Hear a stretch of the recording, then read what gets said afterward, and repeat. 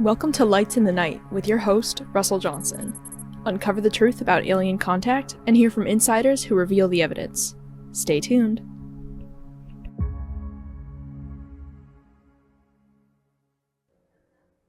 Hi, good morning. Hi, Russ. Oh, I should say good afternoon, good evening. Like that show with the, I can't think of it, Jim Carrey. He said good morning, good afternoon, good evening. Really. But anyway, I'm recording this a little before the show actually starts. So, good evening. Thank you very much for listening to Lights in the Night. And we have Norman Maines with us once again. He has a lot of information for us. And Norman, thank you for joining us once again. I want to take a different avenue, if you will. Let's go down a different lane with today. We talked about prior that Area 51 UFO stuff, which is important because a lot of people that don't get it yet. They probably don't even believe it yet at this time. There's another congressional hearing coming up in another couple of weeks. But in addition to that, there's a mass at the dark side of this thing. And I just wanted to, I was listening to Tucker Carlson on a thing. Maybe if I can punch it up and you can hear him. He's talking about, he's done a number of shows, I don't know whether you heard him or not, on UFOs, especially about the whistleblowers. But he has a thing. Here he is. The more you dig into that and talk to people with actual knowledge of it, again, that's another story where there are some, fanciful ideas floating around that are just, there's no evidence that they're true. But if you talk to people who, have actual knowledge of it that they gathered themselves, there are parts of that story that I do not understand at all that are really, really, really dark. It's so dark that I, haven't told my wife about it. I mean, I haven't verified any of this, but this is not just stuff that I read on the internet. I know you all are very, very grounded in that story, so I think I know what I'm talking about. Yeah. But there's some stuff there that's just like, man, I'm not even sure what that means. There's a spiritual component there that I don't fully understand. So yes, that story bothers me. And I think, last thing I'll say, that one of the reasons that we've had all these disclosures and all of these, 10 whistleblowers at this point, and it hasn't really become front page news. Part of it's suppression. Parts of the government don't want you to know about it, but part of it is the public can't deal with it. It's too far out. It is. Oh, wait a minute. Norman, did you hear that show? Did you hear that clip? Norman? I did. And okay. Russ, thanks want for to having comment me. on that? What is he talking about? What's the dark part of it? What's the dark secrets that, in addition to the obvious, the spaceships are coming, aliens have been visiting the planet. What's the dark part of it, all of this? I'm glad that he mentioned that he doesn't completely understand this situation, because I think that's indicative based upon what he's saying.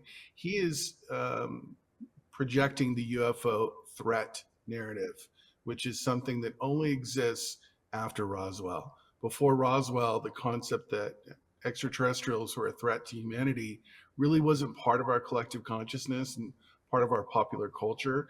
It's only post-Roswell that the idea that aliens are here to do something negative, to invade or attack or subjugate us, exists. And unfortunately, in my opinion, he's carrying on with that. Now, he doesn't share what he knows. He's very sort of coy about the information. He alludes to a lot of things, but he doesn't say what the darkness is. But he is projecting a common narrative after Roswell, which is the UFO threat narrative.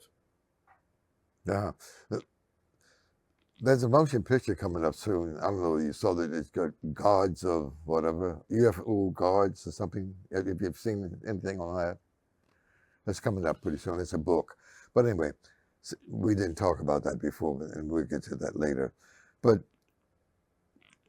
look, the media is controlled by BlackRock, State Street, and Vanguard, right?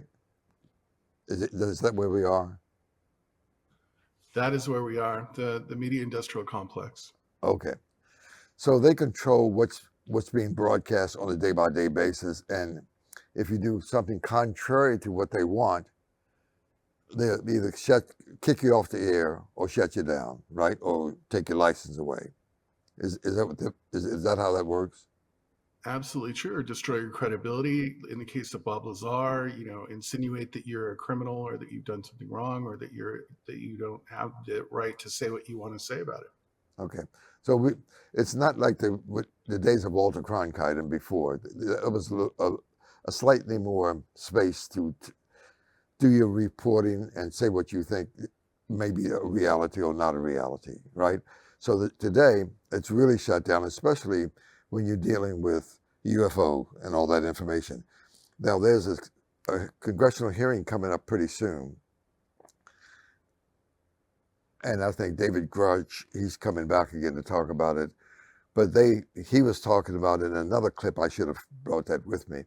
He's talking about that he's been threatened, if you will, on several occasions, and he's a little bit skittish these days because he does have a family. So, what would you say is amiss? What's happening? What's in the background of all of this? The people being afraid. I mean, we had the Men in Black, and many people were killed over the last 80 years, who came forward or shut down. What's going on?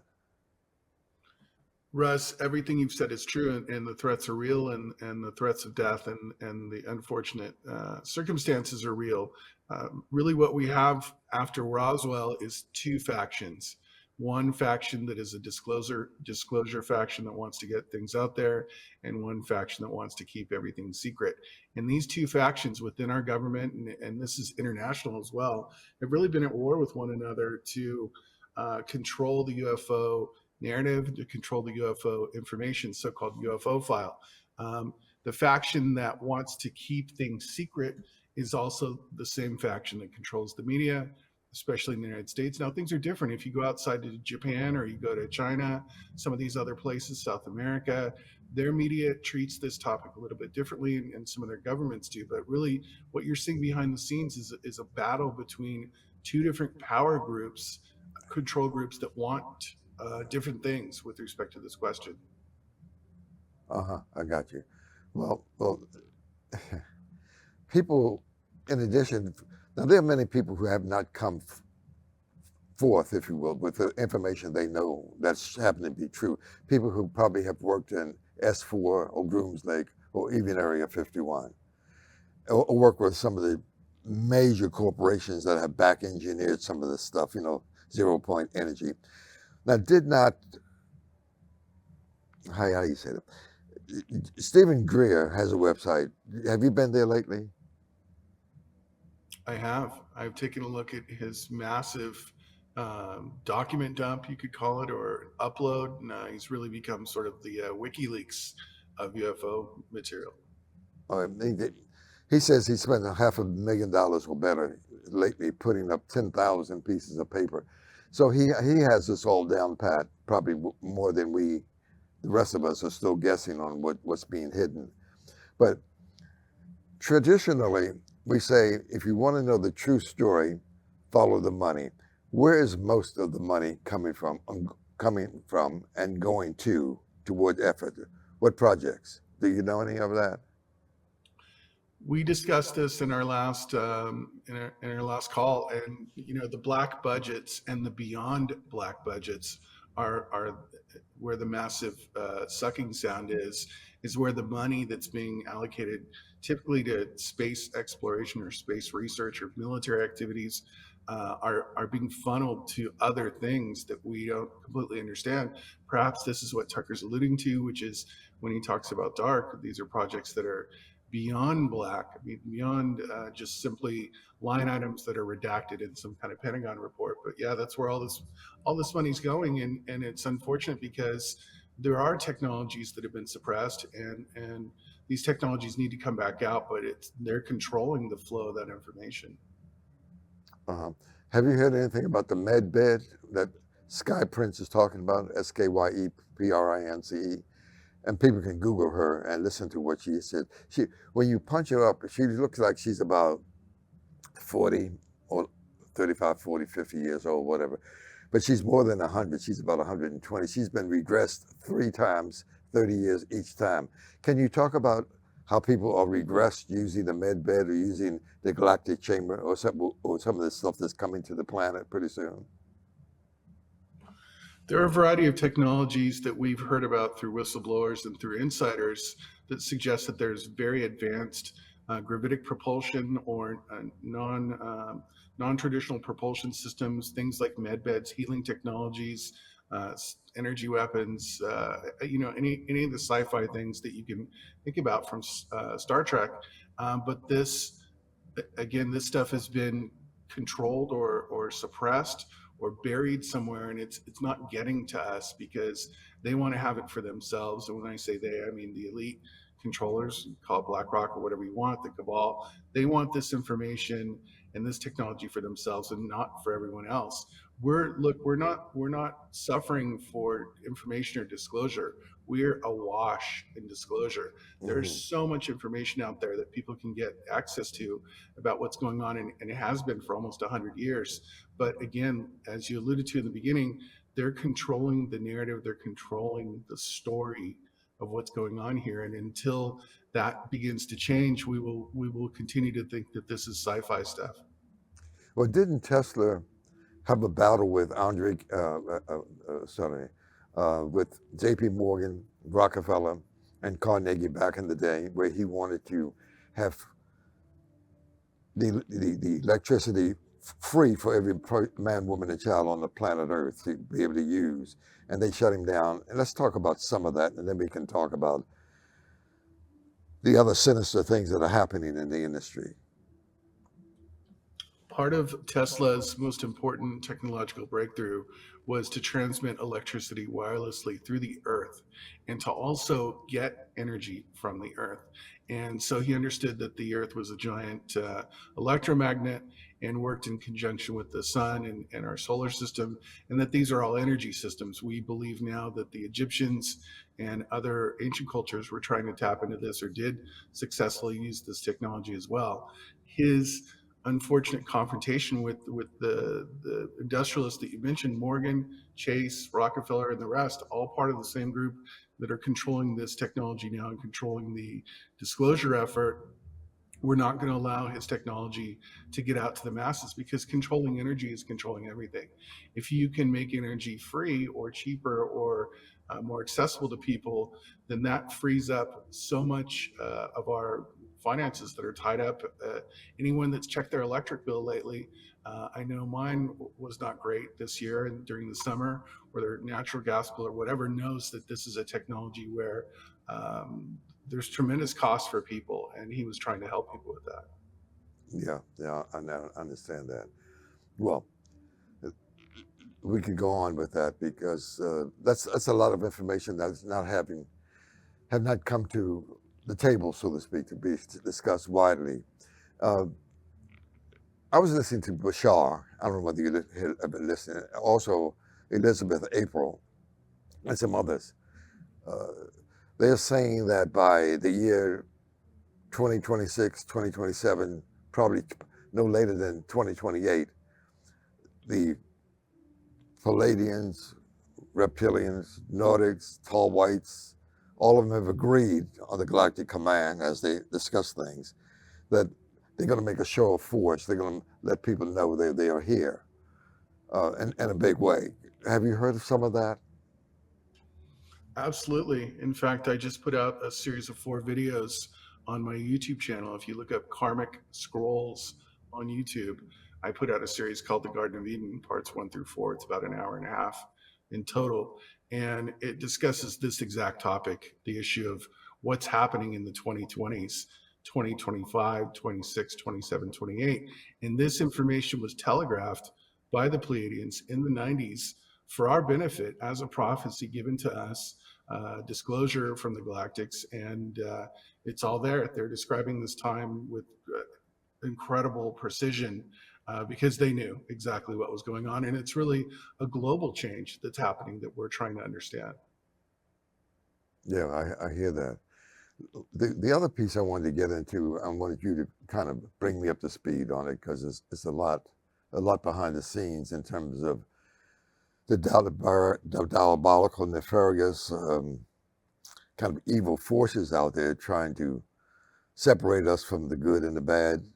Instead of doing as we do the politics here on Earth, whatever political party you're associated with, it seems to be a lot of conflict, confusion, no real cooperative arrangements, no consensus, just knockdown, drag out, fighting.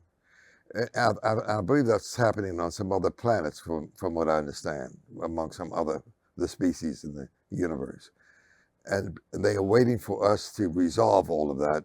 What should we do as a people to help open the gates for the kind of information that we need to know and technology we need to use? What can we do as a people?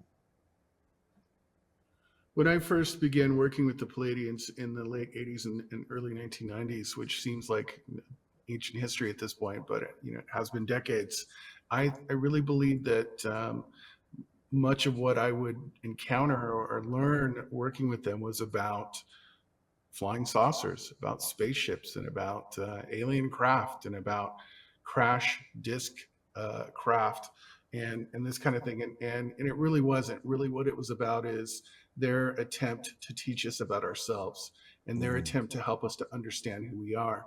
And their main thrust of their content that they were delivering at that time, and did over a period of about 10 years through that particular scribe and elsewhere before that through Meyer and Van Tassel, which is the same message, a consistent message through all the individuals on earth that they've contacted, which is, we don't understand who we are. We don't know our ancestry. We don't know our history. We don't understand where we come from, and that way we can't deal with the future. And we are really in a position where our ignorance about ourselves has put us in a very vulnerable place, where those people who are service to self and adversarial forces and the darker energies have been able to really maintain control over this planet for a very long time, because they use ignorance, and they use the knowledge that they control to keep us in a position where we can't fight back and we can't do anything about it. And their entire concept is about empowering us by helping us to understand our origins. How you said you have on comic scrolls, KRMICSCROS. You have a lot of information dealing with that. Who else would have? Would be, how about Laura Eisenhower, the great granddaughter of President Eisenhower? I mean, she's always talking about service to others rather than service to self on our websites. And would you recommend anybody, for people to punch up some other people to find out David Icke, or who else? Who else would you recommend? Well, you mentioned David Icke, Elizabeth April, and of course Bashar. There's also on my website, I have a resources page. If you go to karmicscrolls.com/resources, there's a lot of great thought leaders that are out there, like Dolores Cannon, Tatiana Mishukina from Russia, Barbara Marciniak, information about Edgar Casey. And there's so much great stuff out there that's been out there for a long time. I encourage people to take a look at that, and especially anything that talks about the Pleiades. I mentioned Edward Meyer, Billy Meyer, and George Van Tassel, in addition to the books that came through Doris Eckert. A lot of great information. The Pleiadians and the Galactics have not been shy about delivering content to us, and they've done a great job of giving us just really voluminous information, but very few people get to it or see it. I know you and George Green were you're contacted, and so is George Green. He left us a couple of years ago, and he left us a website, www.nohoax.net, so people can go and pull out a lot of information. Now, you met George Green.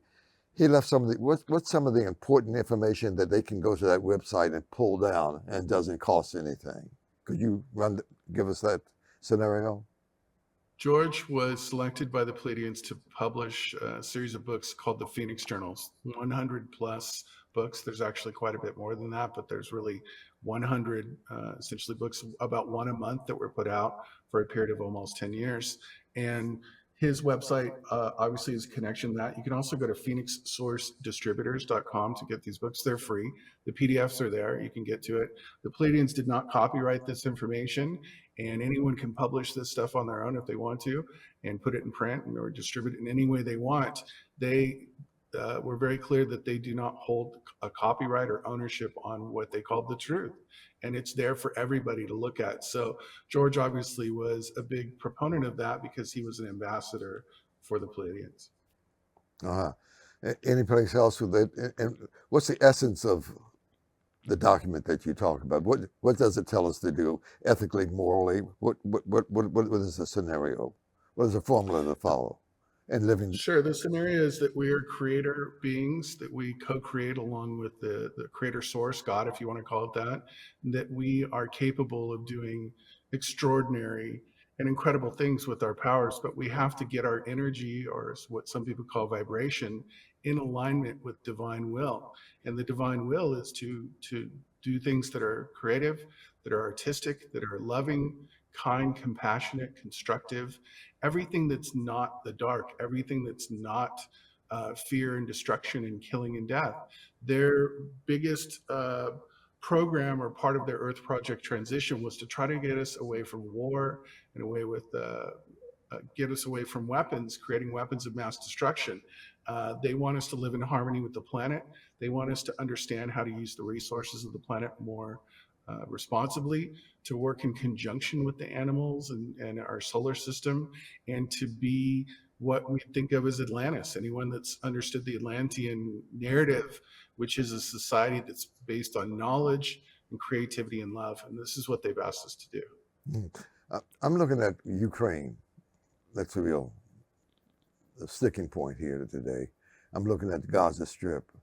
What would you suggest as people observe all those warlike factors, entities, eye for an eye, teeth for a tooth, to do? What would you suggest as we look at this? How would you organize us to go forth in looking at these issues?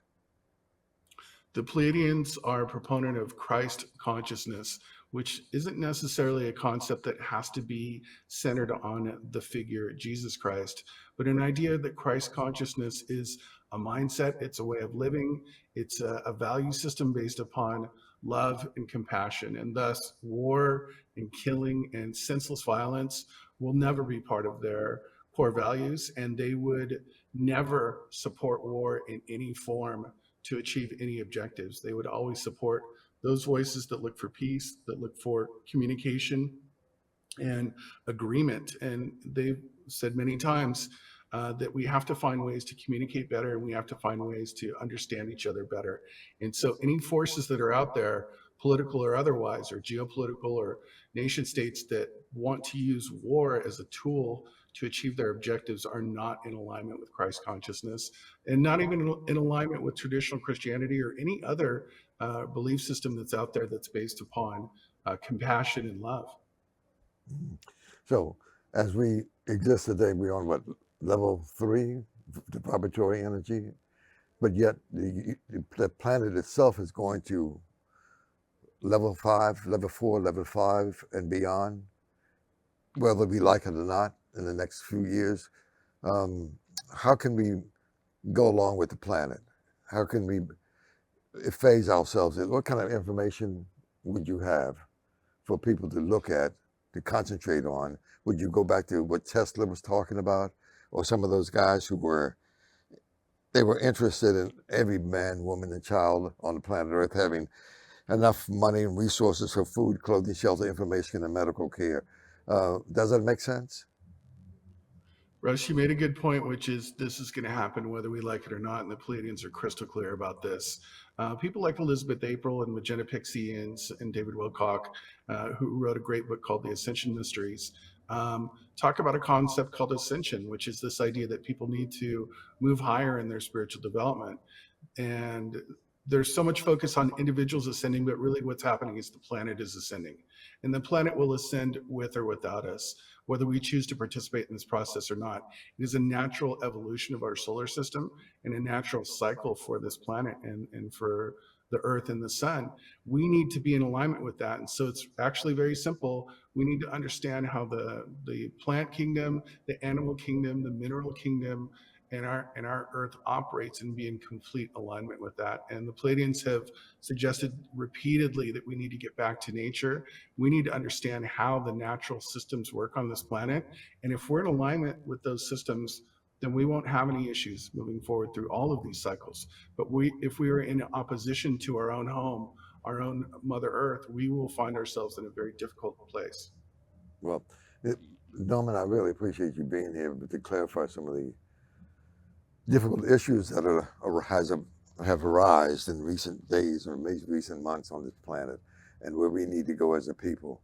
So again, what in the next minute or so, give us a scenario, but what you will recommend. I know you have some courses that you're developing to put on your website.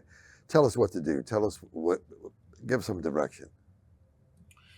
Please visit my site. There's really, this is nothing in it for me specifically with the resources that I put out there, but I've really spent decades putting together a really great directory of sources that you can go to look and learn more about the galactic concepts and about Christ consciousness on my resources page or elsewhere, or just simply Google Christ consciousness.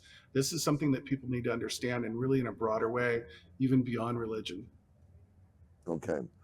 And Linda Musenhow, Laura Eisenhower, Elizabeth April, yourself, we really appreciate you being on and to give us some direction, some guidance in terms of how we can evolve and become a better species. I think they're waiting for us to do that, right? They are absolutely waiting, and they've been waiting 2,000 years for us to figure out what's going on. They are counting on us to do the work here on the ground to become the best version of us that we can be. Okay. Well, Norman, once again, give us the spelling of your website. And again, thank you very much for being with us here on Lights in the Night. Sure, you can visit me at Karmic, Karmic Scrolls, like think of Dead Sea Scrolls with an S at the end.com. There's lots of great information there. It's almost everything there is free. You can get plenty of good info. Thanks, folks, for listening. Next time, same place, same time. Thank you. Thank you for joining us on Lights in the Night.